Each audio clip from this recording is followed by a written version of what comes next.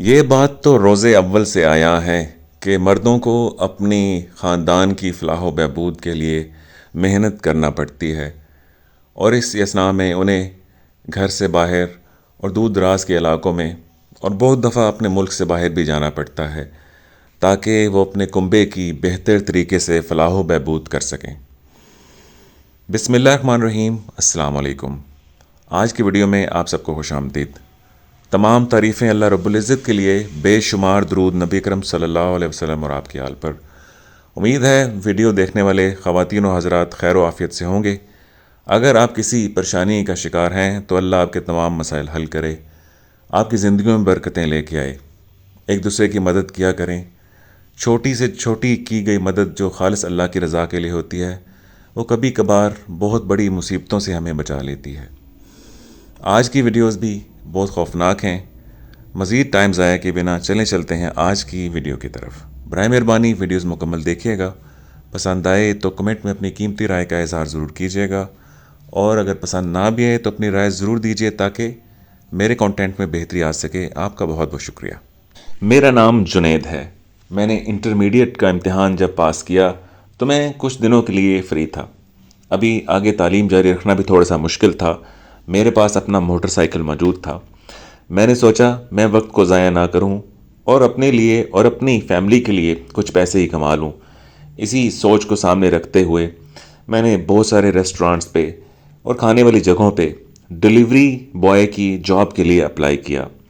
خوش قسمتی سے 2 سے 3 دن کے اندر مجھے 2 سے 3 جگہ سے کال موصول ہوئی۔ میں تینوں جگہ پہ گیا اور وہاں سے جہاں سب سے زیادہ مجھے اچھی تنخواہ میسر تھی، میں نے وہاں نوکری کرنے کا عندیہ دے دیا۔ میں بہت خوش تھا، میرے گھر والے بھی کافی خوش تھے۔ یہ میری زندگی کی پہلی نوکری تھی۔ خوشی کیوں نہ ہوتی، اور کوئی بھی نوکری کبھی چھوٹی نہیں ہوتی۔ انسان کو کوئی بھی جاب ملے اسے محنت سے کرنا چاہیے اور خوب انجوائے کرنا چاہیے۔ اگر آپ اپنے کام کو انجوائے نہیں کریں گے تو آپ کو بوجھ لگنا محسوس ہو جائے گا اور آپ کبھی بھی اچھی پرفارمنس نہیں کر پائیں گے۔ میں نے اسی سوچ کو سامنے رکھتے ہوئے شروع سے ہی ایمانداری اور محنت کے ساتھ خوب کام کیا۔ اس کام کے دوران میرے مالکان مجھ سے کافی خوش تھے اور کسٹمرز کے ساتھ میرا برتاؤ بھی کافی اچھا تھا۔ کسٹمرز کا فیڈ بیک میرے لیے کافی مددگار ثابت ہوتا۔ میرے مالکان خوشی سے مجھے کچھ نہ کچھ اوپر تنخواہ کے اوپر بھی پیسے دیا کرتے تھے جو میرے لیے کافی فائدہ مند ہوتے تھے۔ میں ان پیسوں کو اپنے آئندہ آنے والی پڑھائی کے لیے محفوظ کرتا رہتا تھا، جبکہ کسٹمر سے بھی مجھے اچھی خاصی ٹپ مل جاتی تھی، کیونکہ میرا اخلاق بہت اچھا تھا شروع سے ہی، اور میں کسٹمرز کو بہت ادب اور احترام کے ساتھ پیش آتا تھا۔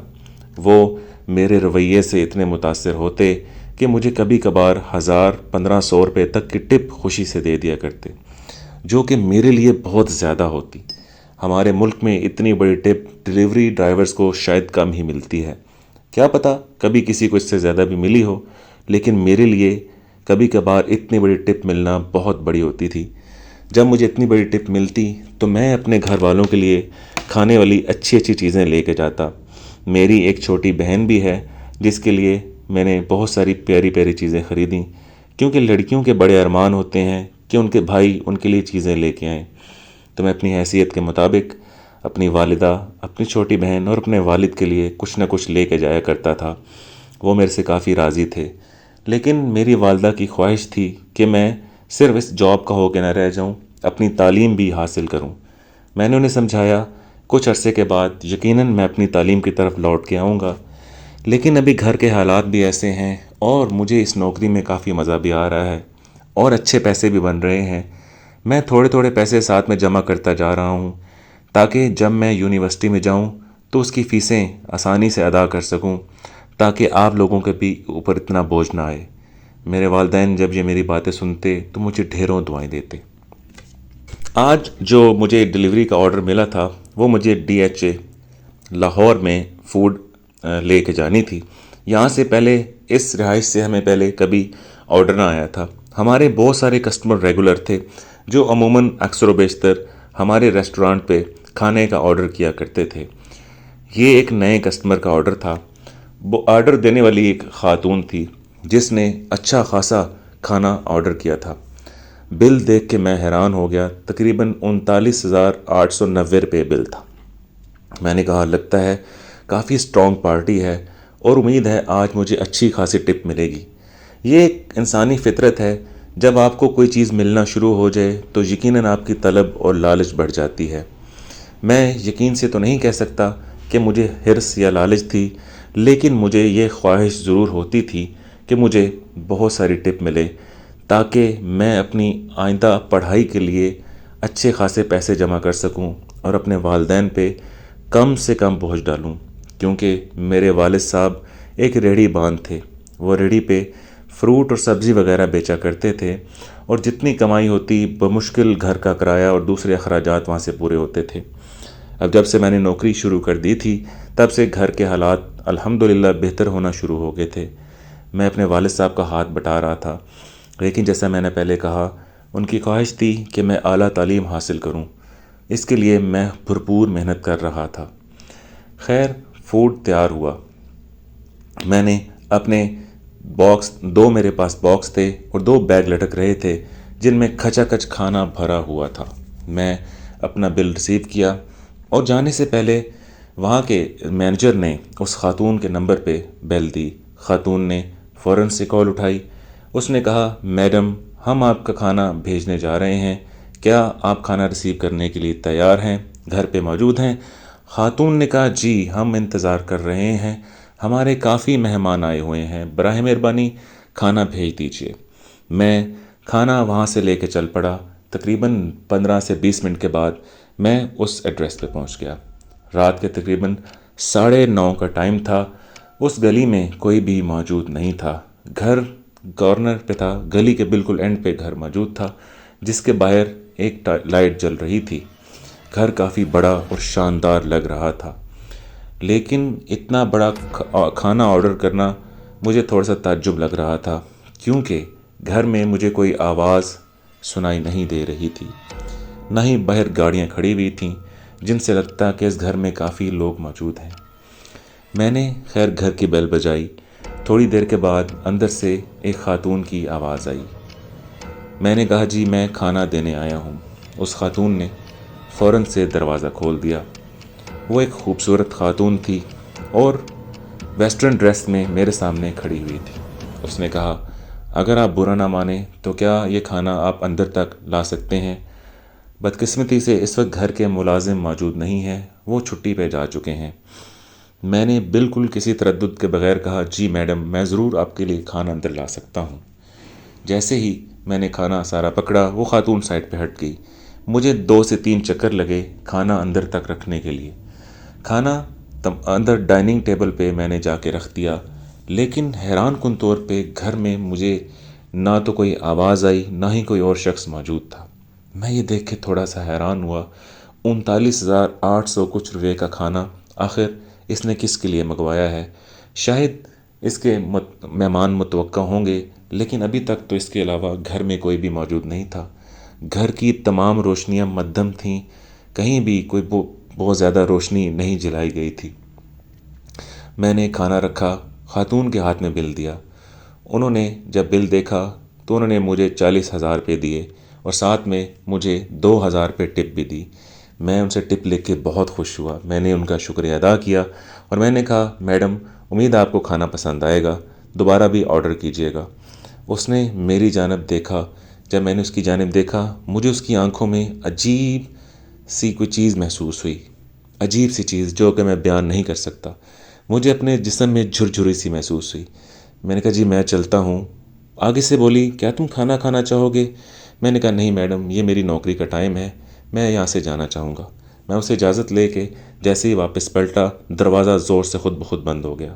میں نے پیچھے پلٹ کے دیکھا تو وہاں پہ خاتون موجود نہیں تھی۔ میں یہ دیکھ کے کافی گھبرا گیا، آخر یہ کیا ماجرا ہے؟ دروازہ بھی خود سے بند ہو گیا اور پیچھے عورت بھی موجود نہیں ہے۔ جب میں نے گھر کے اندر دیکھا تو وہاں پہ روشنیاں بالکل بجھی ہوئی تھیں، جیسے یہاں پہ کبھی کوئی رہا ہی نہ ہو، یا یہاں پہ جیسے کبھی لائٹس آن ہی نہ ہوئی ہوں۔ میں تھوڑا سا ڈر گیا۔ بدقسمتی سے میرا موبائل فون میرے موٹر سائیکل کے ساتھ میرے پاؤچ میں لٹک رہا تھا۔ اب میں دروازہ کھولنے کی بہت کوشش کی لیکن دروازہ نہ کھلا۔ جیسے ہی میں دروازہ کھول رہا تھا مجھے پیچھے سے آواز آئی اسی خاتون کی، یہ تم کیا کر رہے ہو؟ میں نے کہا میڈم میں جانا چاہ رہا ہوں، دروازہ خود بخود بند ہو گیا اور پیچھے آپ بھی موجود نہیں تھیں۔ عورت نے کہا ہاں لائٹ چلی گئی تھی، میں تو اندر لائٹ جلانے گئی تھی، دیکھو میں تمہارے سامنے موجود ہوں، آؤ میرے ساتھ بیٹھ کے کھانا کھاؤ، تمہارے باس نے کچھ کہا تو میں اسے سمجھا دوں گی کہ مجھے میرے گھر میں ملازم نہیں تھا اور میں نے ہیلپ کرنے کے لیے روک لیا تھا۔ میں تھوڑا سا گھبرا رہا تھا، اکیلی عورت تھی اور تھی بھی اجنبی اور اس گھر میں کوئی بھی موجود نہیں تھا، اور اتنا زیادہ کھانا جب اس نے آرڈر کیا تھا تو یقیناً اس نے کہا تھا کہ مہمان انتظار کر رہے ہیں، لیکن وہ اکیلی تھی۔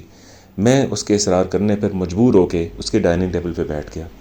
جب میں اندر گیا تو کھانا بڑی تہذیب کے ساتھ تمام برتنوں میں سرو کیا جا چکا تھا، جیسے وہاں پہ بہت سارے کام کرنے والے موجود ہوں، اور انہوں نے وہ کھانا بڑے تہذیب اور طریقے کے ساتھ ٹیبل پہ سجایا ہوا تھا۔ ٹیبل مختلف قسم کے کھانوں سے سجا ہوا تھا۔ یہ ایک ایسا بھرپور دسترخوان پہ بیٹھنا تو شاید مجھے زندگی میں کبھی نصیب نہ ہوا تھا۔ یہ 40,000 کا بھرا ہوا کھانا تھا، ہر قسم کا کھانا وہاں پہ موجود تھا، گوشت تھا، چکن تھا، رائس تھا، کباب تھے، تکے تھے، فروٹس تھے، ساتھ میں سویٹس بھی تھیں۔ میں نے تھوڑا سا کھانا اپنے پلیٹ میں ڈالا اور کھانا شروع کر دیا۔ میں نظر جھکائے آرام سے کھانا کھا رہا تھا۔ تھوڑی دیر کے بعد جیسے میں نے نظر اٹھا کے دیکھی تو میری ہچکی بن گئی۔ وہ عورت جانوروں کی طرح کھانا کھا رہی تھی، ایسا کبھی انسان کھانا نہیں کھا سکتا۔ دیکھتے ہی دیکھتے اس نے 6 سے 7 ڈشیں 10 منٹ میں فارغ کر دیں۔ مجھے بہت خوف محسوس ہو رہا تھا اور مسلسل میرے جسم میں جھرجھری محسوس ہو رہی تھی۔ تھوڑی دیر کے بعد اس نے تمام کھانا چٹ کر دیا۔ اس نے کہا کھانا بہت لذیذ تھا لیکن مجھے ابھی بھی بھوک لگی ہے۔ اس نے میری پلیٹ میں جو تھوڑا سا کھانا بچا تھا وہ بھی اپنی طرف کھینچا اور ایک ہی انگلی سے اس کو چٹ کر گئی۔ میں یہ دیکھ کے بہت خوف زدہ ہوا۔ میرے میں اتنی بھی ہمت نہیں تھی کہ اس سے کوئی سوال کر سکوں۔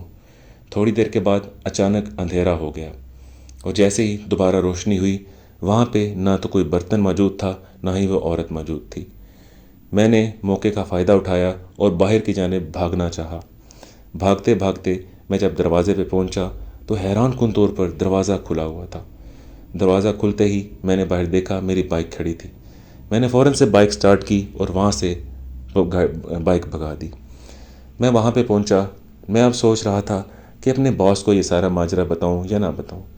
جب چھٹی کا ٹائم ہوا تو میں اپنے باس کے پاس گیا۔ اس نے کہا تم نے اتنی دیر کہاں لگا دی اور تم اتنے پریشان کیوں لگ رہے ہو؟ میں نے انہیں تمام روایات سنا دی۔ وہ یہ سن کے بہت حیران ہوئے، کیا تم ہوش میں تو ہو؟ ایک عورت اتنا زیادہ کھانا کیسے کھا سکتی ہے؟ میں قسمیں اور قرآنیں اٹھانے تک آ گیا۔ میں نے کہا میرا یقین کریں میں آپ کو بالکل سچ کہہ رہا ہوں، میرے ساتھ یہی ماجرا ہوا ہے۔ مجھے اپنی آنکھوں پہ یقین نہیں آ رہا تھا۔ مجھے ایسا لگ رہا ہے جیسے میں کوئی خواب دیکھ رہا تھا، لیکن یہ سب حقیقت ہے۔ اس عورت نے زبردستی مجھے دسترخوان پہ یعنی ڈائننگ ٹیبل پہ بٹھایا اور 10 سے 15 منٹ میں تمام کھانا چٹ کر گئی۔ اس کے بعد اچانک لائٹ بجھ گئی اور 2 منٹ کے بعد جب لائٹ واپس آئی نہ تو وہاں عورت موجود تھی نہ ہی برتن موجود تھے۔